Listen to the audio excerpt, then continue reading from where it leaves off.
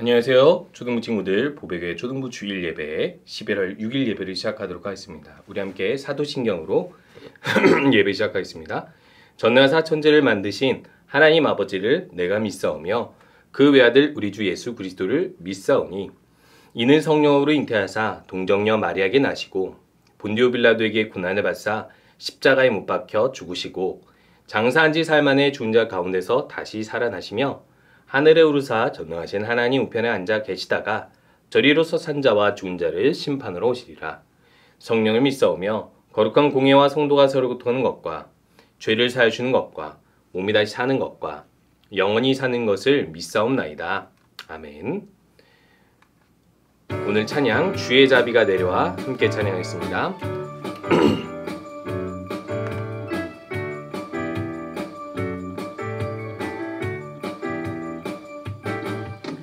주의 자비가 내려와 내려와 주의 자비가 봄비같이 주의 자비가 내려와 나를 덮네.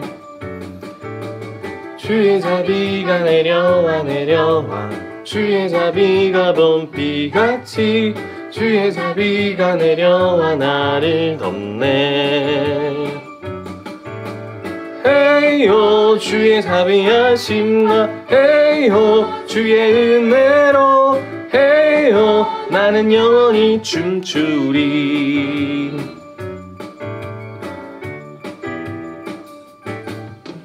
주의 자비가 내려와 내려와 주의 자비가 봄비같이 주의 자비가 내려와 나를 덮네. 주의 자비가 내려와 내려와 주의 자비가 봄비같이 주의 자비가 내려와 나를 덮네. 헤이호 주의 자비하심과 헤이호 주의 은혜로 헤이호 나는 영원히 춤추리. 헤이호 헤이호 주의 은혜로 헤이호 나는 영원히 춤추리. 우리 함께 기도하는 시간입니다. 이 시간 오늘도 예배하게 해주신 하나님께 감사드리며 하나님께서 우리에게 주신 선물 은혜와 그 영생을 믿고 깨닫는 시간 되게 해주세요. 함께 기도하도록 하겠습니다.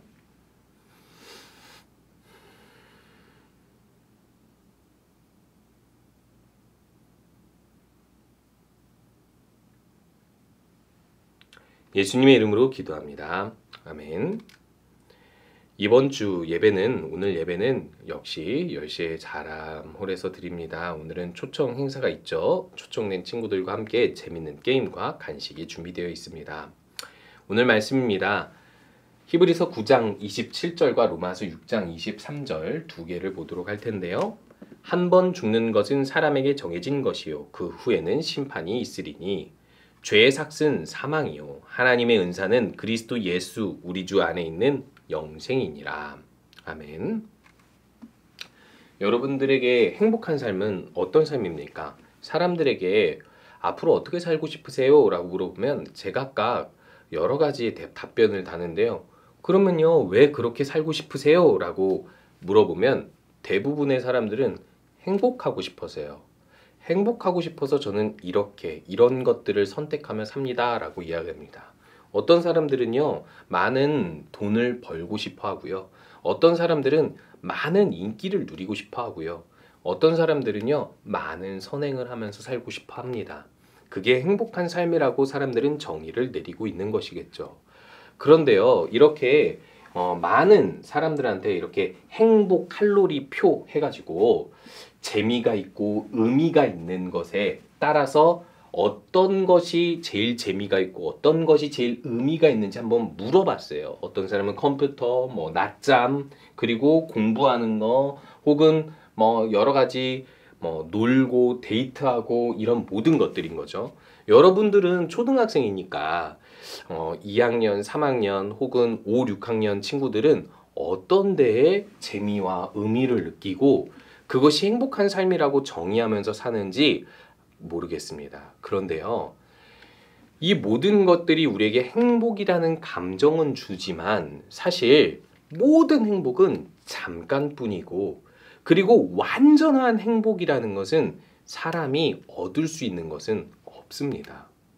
내가 너무 먹고 싶은 것이 있어서 먹어서 행복하다고 생각하는 것도 잠시, 다른 것을 해야지 행복하다고 생각해서 그것을 해봤더니 그 행복도 잠시뿐인 거죠. 그래서 진짜 행복한 삶은 무엇일까 생각을 해보니까 이 사실은 우리가 영원히 놓치지 않을 수 있는, 그리고 영원히 제공될 수 있는 것에서 행복을 찾을 수 있는 거예요. 그게 무엇일까요? 먼저 우리 행복을 가로막는 걸 한번 살펴보도록 할게요. 이게 뭐죠? 사고죠. 우리가 저번 주 토요일에도 사고가 있었죠. 이렇게 생각지 못한 곳에서 사고를 당하면 이것이 죽음으로 이어질 수 있기 때문에, 또 코로나처럼 질병으로 인해서 우리의 행복을 가로막기 때문에 근본적으로는 결국 사람은 죽기 때문에 행복을 빼앗깁니다. 내가 소중한 사람이 죽어도 행복이 빼앗기고요. 내가 죽으면 당연히 그 행복은 사라질 것만 같죠. 그런데요, 이 반드시 찾아오는 죽음에 대해서 우리들은 얼마나 잘 알고 있을까요? 모든 사람은 죽죠. 우리 친구들은 죽음과 거리가 먼 것 같죠. 통계를 보면요. 물론 연도마다 통계가 많이 다르지만 나이별로 이 죽는 비율을 한번 따져봤더니 이 80세 이상이 반 정도가 80세 이상에서 죽고요. 나머지 반은요 80세 이전에 죽습니다.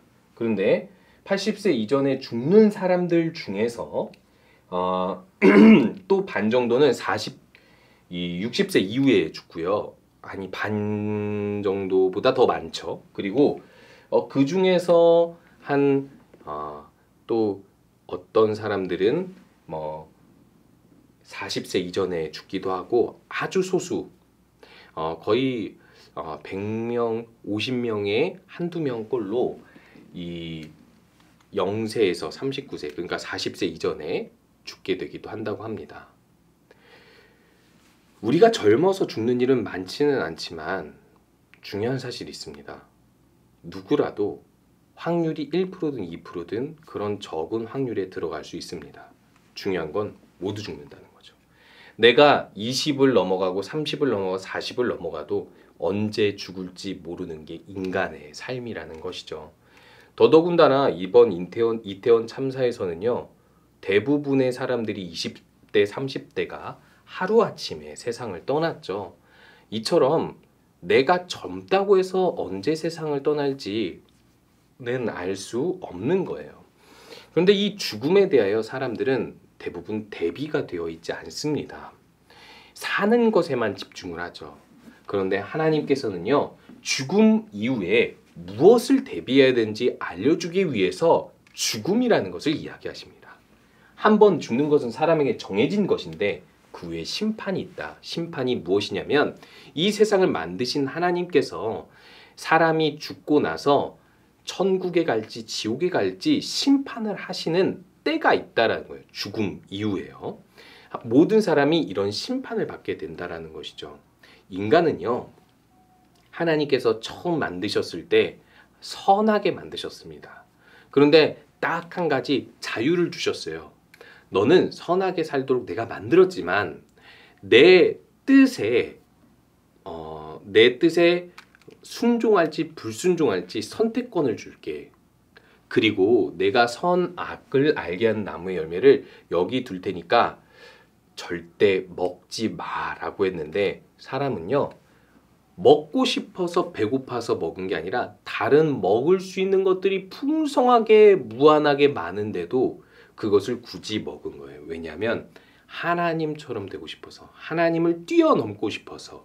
그래서 그 이후부터 사람에게는 죄가 있기 시작했고, 이 죄가 있으면 하나님 앞에서 심판을 받을 때 죄가 하나가 있어도 지옥에 갈 수밖에 없는 게 현실이에요.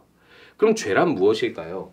하나님께서 금지한 것을 하는 게 당연히 죄죠. 그리고 하나님께서 해라 했는데 그것을 하지 않는 것도 죄입니다. 마음에 악한 마음을 품는 것도 죄예요. 왜냐하면 이 세상을 만드신 분도 하나님이고 심판자가 하나님인데 하나님이 기준이기 때문에 하나님이 보시기에 죄인 것이 죄인 거예요. 성경에서 이야기하는 것을 우리가 잘못 행하면 죄라는 거예요. 마음속으로 죄를 지어도 죄고요. 여러분 그러면 하루에 얼마나 우리들은 죄를 짓고 살까요? 한 번? 두 번? 그래요. 한 번이라고 칩시다. 1년에 몇 번이에요? 365번이죠. 10년 살면요. 100년 살면요. 이 많은 죄를 어떻게 없앨 겁니까? 심판대에 가서 하나님께 저 착한 일 했어요. 저 이 죄를 덮기 위해서 이것저것 할 수 있어요. 라고 얘기할 수 있습니까? 아니요. 아무것도 우리의 죄를 없앨 수 있는 방법이 없습니다. 그래서 하나님께서는요. 우리들을 구원할 방법을 주셨는데 그 선물이 바로 예수님이에요. 인간은 스스로 죄를 해결할 수 없는 이유가 자신이 죄인이기 때문이고 이 죄를 해결하는 이유는 해결할 방법은 심판을 받는 것밖에 없어요. 그런데요.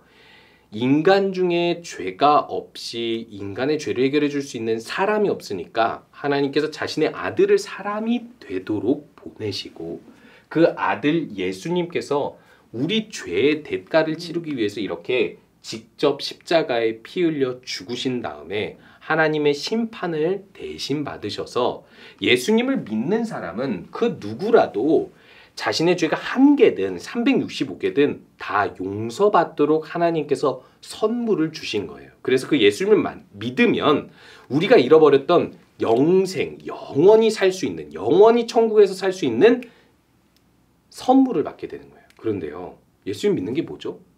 저 예수님께서 그렇게 구원해 준다는 거 알아요. 그런데요. 저 교회는 안 다녀요. 이게 믿음입니까? 아니에요. 믿음이란 바로 이런 것입니다. 여러분, 엄마, 아빠가 연락이 잘 안 돼서 연락을 잘 하려고 그래서 우리가 무사한지 알려고 이 전화기를 선물해 줬다고 생각해 봅시다. 엄마 아빠가 퇴근하는 시간이 저녁 6시 이후라고 해보고요. 우리가 학교나 학원 끝나는 시간이 4시나 5시라고 예를 들어 봅시다. 그래서 지금 집에 잘 들어가고 있는지 사고는 없는지 무슨 일 없는지 어디 있는지 위치를 파악하기 위해서 엄마 아빠가 전화를 걸었어요. 그런데요. 전화를 사줬는데 단 한 번도 전화를 받지 않고 전화기를 들고 다니지도 않고 사용하지도 않고 전화기를 꺼놓는 거예요. 왜 그럴까요?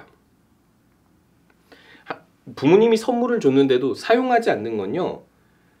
부모님이 왜 줬는지도 알고 이게 어떤 용도에 쓰이는지도 알면서 거부하는 거예요.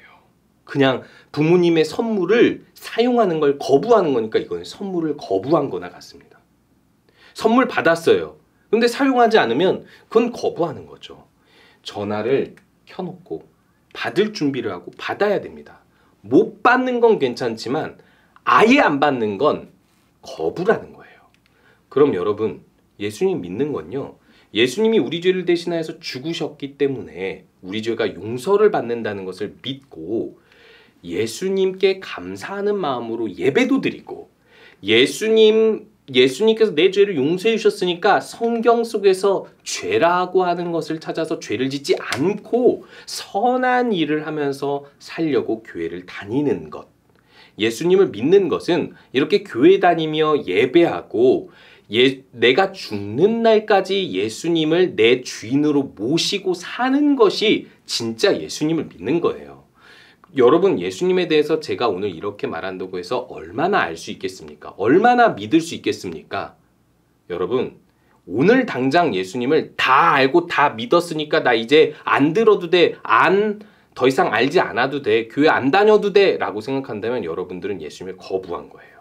그러니까 여러분들이 진짜 이 예수님을 믿고 구원받기를 원한다면 오늘부터라도 꼭 교회를 다니시고 예배하면서 예수님께 감사하는 마음으로 예수님을 믿고 따르는 삶을 사시기 바랍니다. 우리 함께 그렇게 함께 교회에 다니면서 예수님을 알아가면 더 좋을 것 같아요.